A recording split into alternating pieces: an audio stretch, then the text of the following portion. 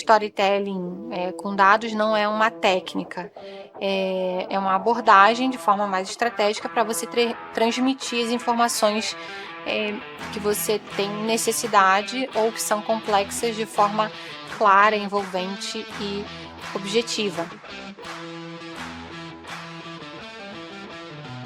No último módulo, a gente conversou sobre como contar histórias com dados.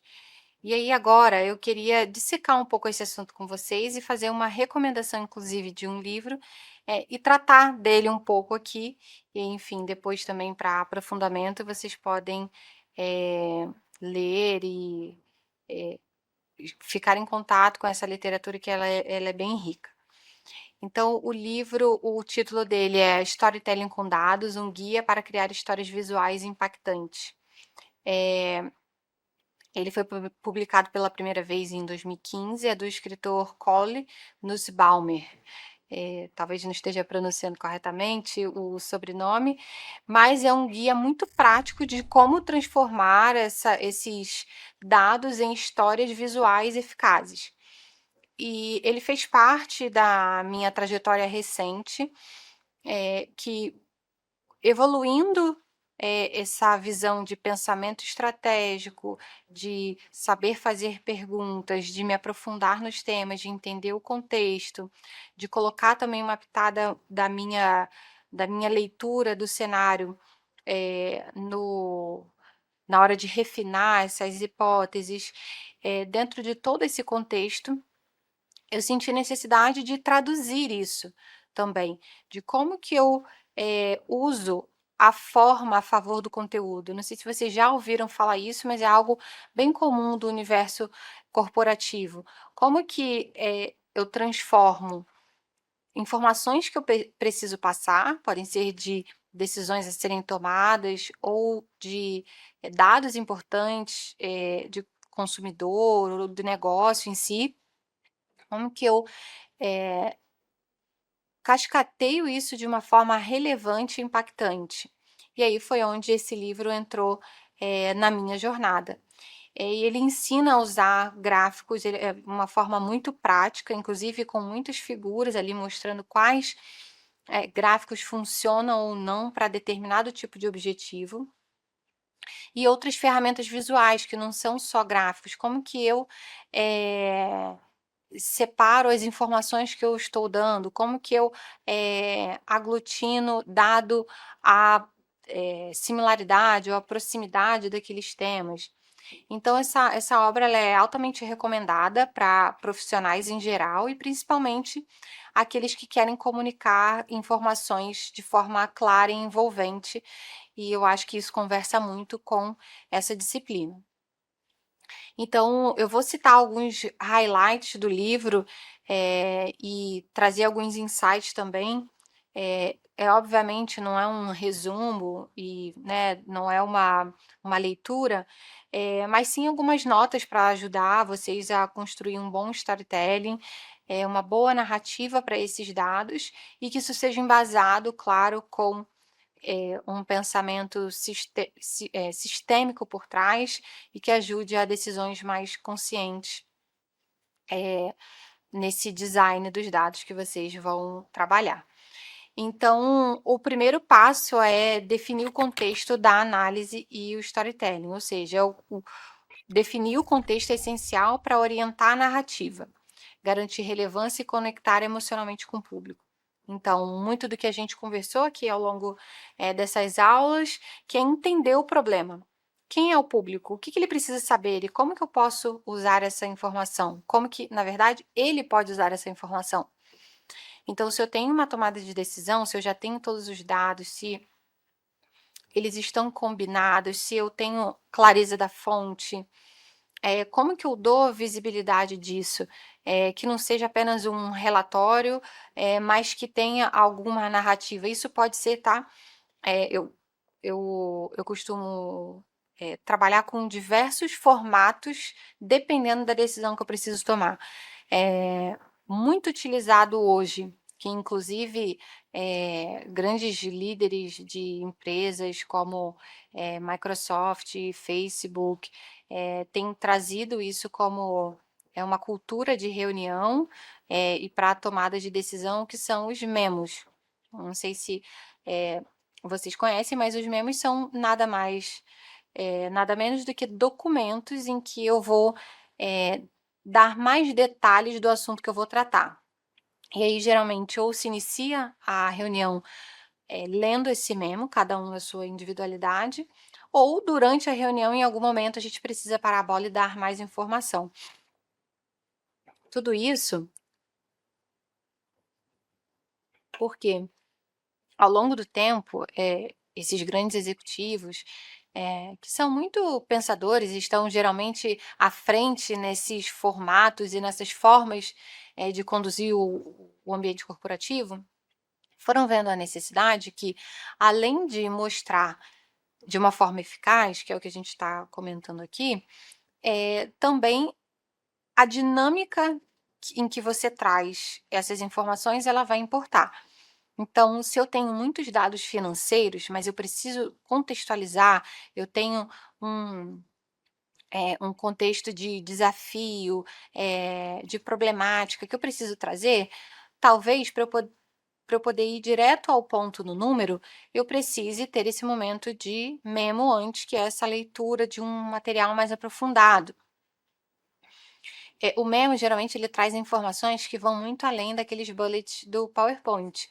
Não sou contra o PowerPoint, muito pelo contrário, acho que é um excelente formato para nessa dinâmica corporativa de hoje em dia, mas eu acho que a gente pode encontrar outras opções que podem ajudar e a gente entender qual é o momento melhor de usar um slide, qual é o momento de usar uma planilha, que às vezes a gente vai ter que abrir e tomar decisão ali em cima, que você vai ter um PNL para poder, enfim, mostrar qual é a margem absoluta, onde estão os impactos de custo, e aí, enfim, talvez seja uma forma mais prática e também se adequando também ao seu ambiente de trabalho.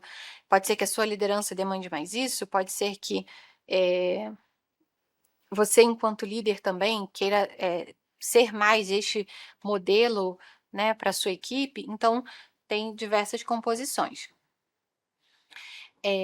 De forma geral, então, a gente pode trabalhar nesse formato de memo de forma complementar. E aí isso está muito dentro desse ponto de quem é o público, quem são, essas pessoas que vão estar recebendo essa informação que a gente vai passar. Eu já tive uma experiência também de, eu tinha um líder em que ele, tinha muita afinidade com dados, e tudo que a gente precisava mostrar para ele era, não deveria estar em PowerPoint, em nenhum outro tipo de documento, deveria estar na planilha, e a gente discutia ali em cima. Então eu aprendi a trabalhar com ele dessa forma, assim como atualmente eu estou mais num contexto de fazer uma transposição maior, trabalhar mais com, um memo ou com um slide, com um um um frame, né, ali que a gente chama esse slide, esse frame muito mais executivo, mais direto ao ponto, trazendo qual é a dor, qual é o problema que estou resolvendo, qual a decisão que eu preciso tomar com aquelas pessoas ali, quais os dados que eu preciso compartilhar, qual a interpretação que eu tenho em cima daqueles dados ali. Então, de forma geral, isso é muito relevante. Assim como, definir o público e as expectativas, ou seja, para mim hoje não existe iniciar uma reunião em que as pessoas não saibam o que elas estão fazendo ali. É para deliberar? Então, aquela reunião vai ser para a gente tomar uma decisão. É para compartilhar, eu tenho um conteúdo que eu preciso letrar aquelas pessoas, então isso vai ditar um pouco dessa cadência, e também do que você vai precisar preparar de material. O que você vai se você vai precisar ser mais visual, se você vai precisar ser mais interativo ou não. Definir o nível de detalhe que o seu público precisa. Aqui eu não estou falando de público como consumidor, eu estou falando na forma de mostrar, muito nessa dinâmica, tá, de, ambiente corporativo.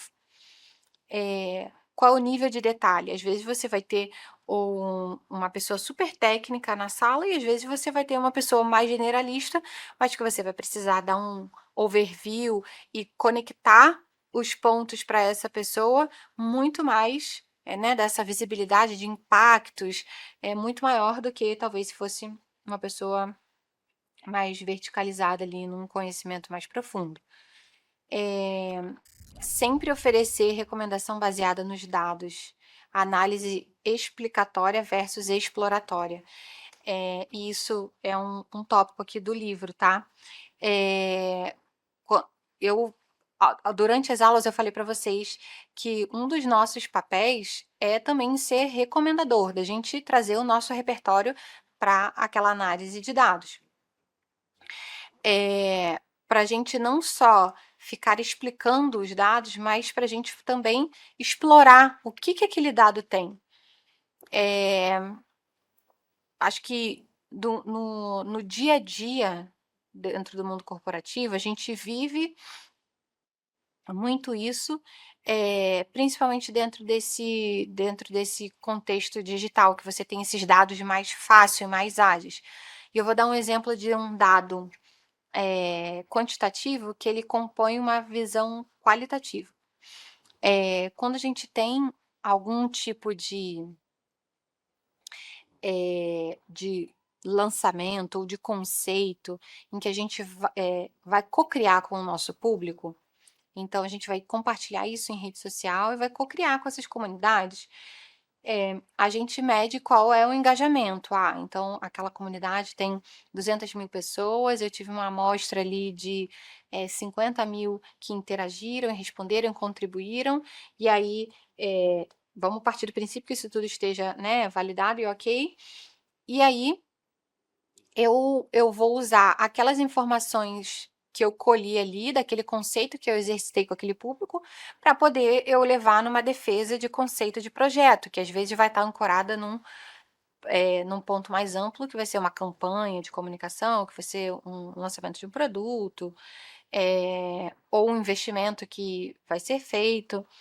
Ou também um trade-off, que é o que a gente chama, que é quando a gente abre mão de uma coisa por outra. É um tipo de decisão muito complexa também, que é basicamente você colocar na mesa decisões que vão botar. Você basicamente coloca na mesa uma decisão em que ela vai despriorizar outras coisas em detrimento de outra. Então, são sempre conversas mais tensas, mais cautelosas que a gente precisa ter, e aí eu acho que cabe muito esse olhar de recomendação num sentido mais exploratório, de explorar o dado, e às vezes um dado quantitativo ele vai aportar para essa visão macro também, que vai construir às vezes algo até mais subjetivo, vai ajudar a construir e a embasar, porque nesse universo do mundo, nesse universo do mundo corporativo, a gente precisa ser o menos subjetivo possível. Quanto mais pautado e embasado em dados, melhor será a nossa decisão e maior credibilidade a gente vai ter. E muito provavelmente a gente vai estar menos exposto a erros e riscos. Um outro ponto é definir o tom da conversa, né? Ele traz aqui. Isso tudo vocês estão vendo assim, um contexto que não. A gente passou ali pela escolha do gráfico, e ele mostra esses exemplos bem de forma visual ali. Se eu quero mostrar a relação de volume e quantidade, eu vou usar um gráfico de Gantt, não vou.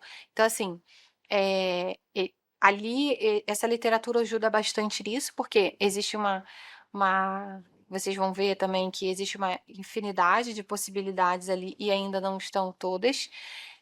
Mas conforme vai pegando esse tato do ambiente que está, do mercado que atua, cada vez mais isso vai ficando refinado. E sobre o tom da conversa que eu estava explicando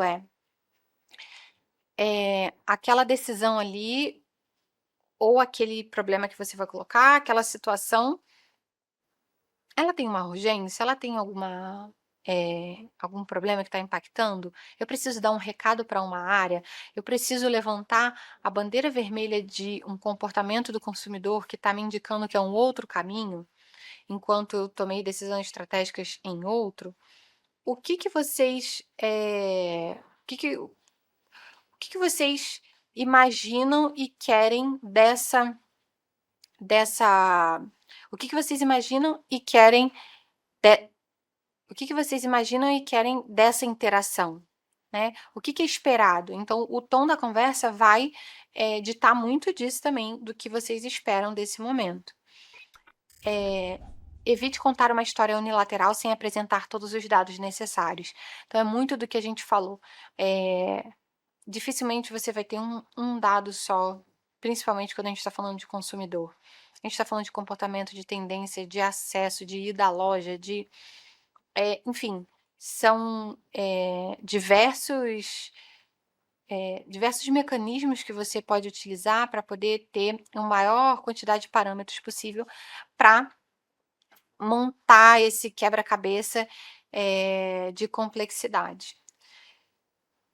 Não sobrecarregue com dados excessivos. Acho que isso é bom porque muito do que a gente falou aqui. Qual dado que é importante para a minha empresa? Qual dado eu tenho?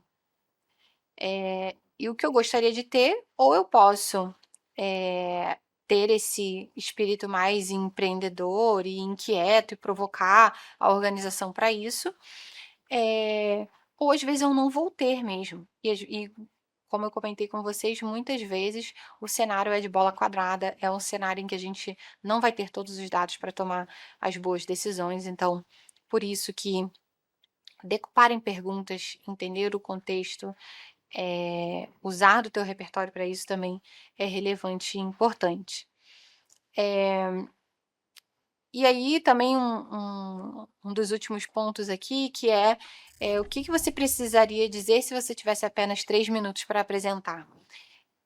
Talvez esse daqui seja um dos mais interessantes, que é muito do que a gente vive no mercado de trabalho. Quem nunca precisava tomar uma decisão com um líder, encontrou no elevador e não vai ter uma outra agenda? Em 3 minutos você precisa colocar o seu ponto de vista? Quem nunca ficou por último numa apresentação e precisou incorporar o atraso de todo mundo e ser muito mais ágil? E inclusive exercitar a síntese, porque às vezes a gente acha que aquela quantidade toda de dados, de número de planilha, ela vai ser muito efetiva e às vezes ela não joga tanto a favor, ela mais confunde tanto a você para ajudar a funilar e a recomendar, quanto a quem está envolvido junto com você ali de, de tomar essa decisão junto.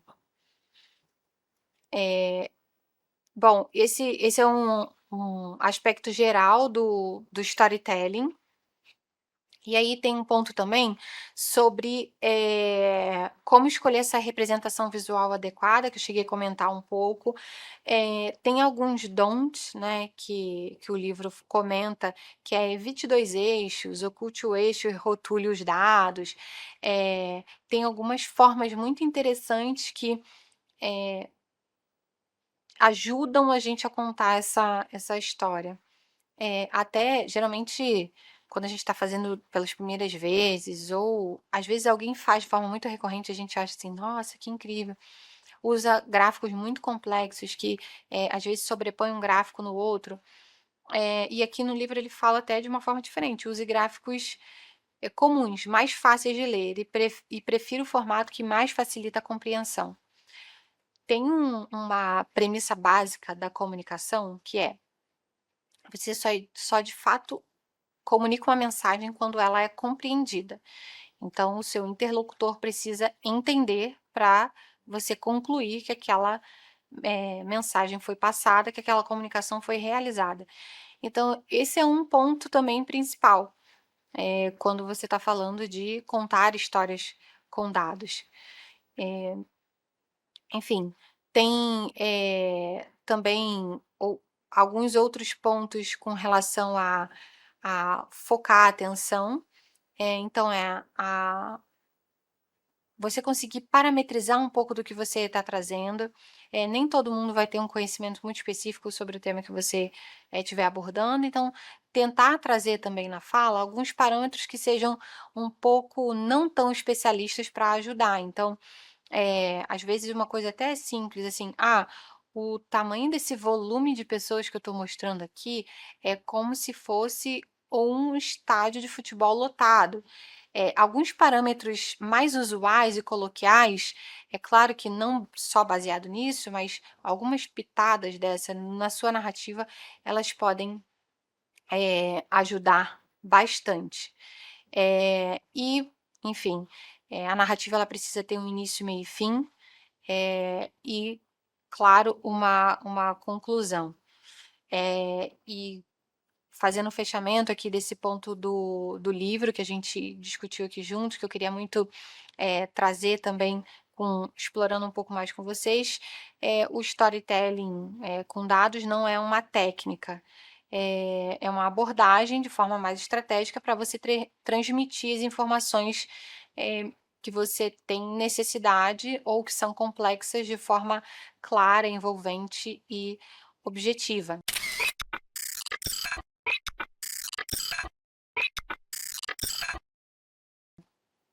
Então acho que, esse é um fechamento aqui, macro da disciplina em que, quero deixar de recomendação para vocês, não só de leitura, dessa troca aqui nossa.